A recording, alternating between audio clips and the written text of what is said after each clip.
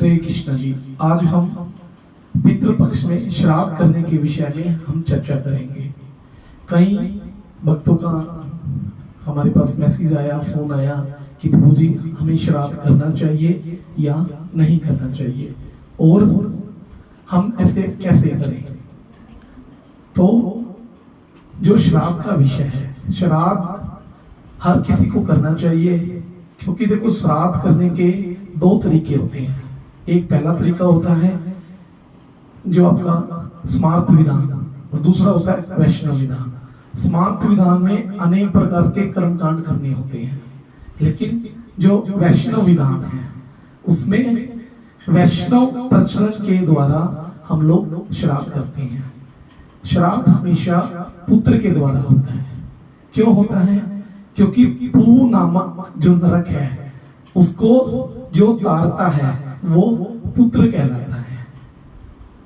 और जो श्राद्ध करने का जो तरीका है, कहते हैं कि भागवत में जो नरसिंह भगवान है, नरसिंह भगवान ने प्रहलाद जी को कहा कि वैसे तो आपके पिता हिरण्यकश्यप का मेरे द्वारा स्पर्श करने मात्र से उसकी मुक्ति हो चुकी है, लेकिन आप गृहस्थ आश्रम में हो तो आपको अपने पिता का श्राद्ध अवश्य करना चाहिए।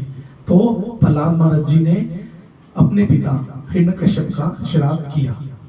नंबर 2, चैतन्य महाप्रभु जो साक्षात भगवान श्री कृष्ण हैं, उन्होंने भी अपने पिता जगन्नाथ मिश्र जी का श्राद्ध किया।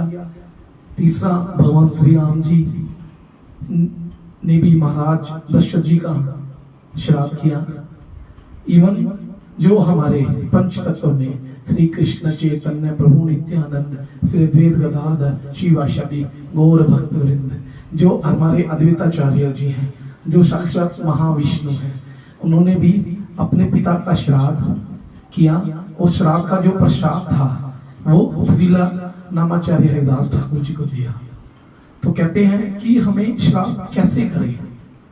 श्राद्ध करने के लिए हमें सबसे पहले जो हम लोग भोजन बनाते हैं घर में, उस भोजन को भगवान श्री कृष्ण को हम ऑफर करें, भगवान कृष्ण का भोग लगाएं और लगाकर फिर वो सारे के सारे प्रसाद को हम लोग भोजन में मिला दें।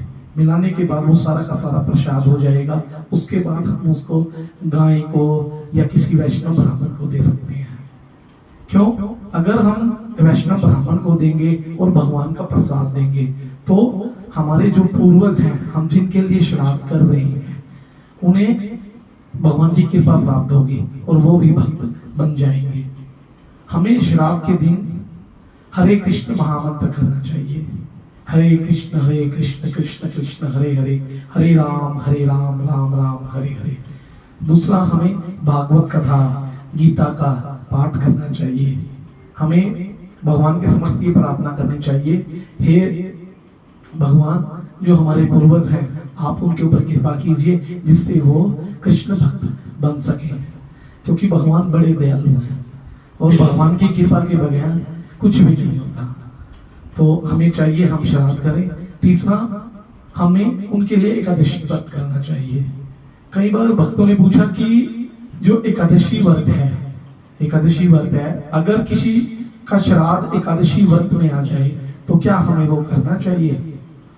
हमें हमारे जो गौड़ीय वैष्णव हैं, गौड़ीय वैष्णव से हमने सुना है कि एकादशी के दिन श्राद्ध ना करें।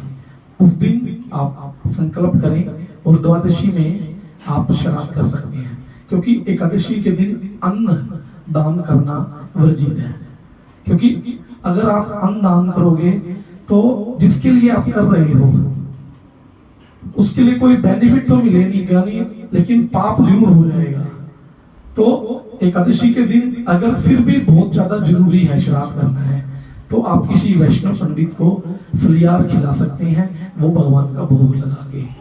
तो इस प्रकार हम कर सकते हैं। अगर किसी भक्त को अगर कुछ ना मिले, अगर कहीं विदेश में है या ऐसी परिस्थिति है जहाँ वैष्णव जन ना मिले, तो वो हमारे जो इस्कॉन मंदिर से हैं, गौड़ीय मठ से हैं, हम लोग वहां पर दान कर सकते हैं। और दान करने श्राद्ध के दिन हम जिस भी पूर्वज के लिए कर रहे हैं उनका संकल्प करके हम लोग इस्कॉन मंदिरों में और आपका हमारे जो गौड़ीय मठ हैं, गौड़ीय वैष्णव जन हैं, हम उनको दान कर सकते हैं। दान करने से भगवान खुश होते हैं और जो हमारे पूर्वज हैं उनको भी भगवान भक्त होने की कृपा करते हैं। तो जो हमारे पूर्वज हैं उनका उद्धार हो जाता है। तो इस प्रकार हम लोग पितृ पक्ष में श्राद्ध कर सकते हैं। अगर आप सभी भक्तों को हमारी ये वीडियो पसंद आई है तो आप हमारा चैनल अच्युत कृष्ण दास को सब्सक्राइब कर सकते हैं और लाइक और शेयर कर सकते हैं। हरे कृष्णा।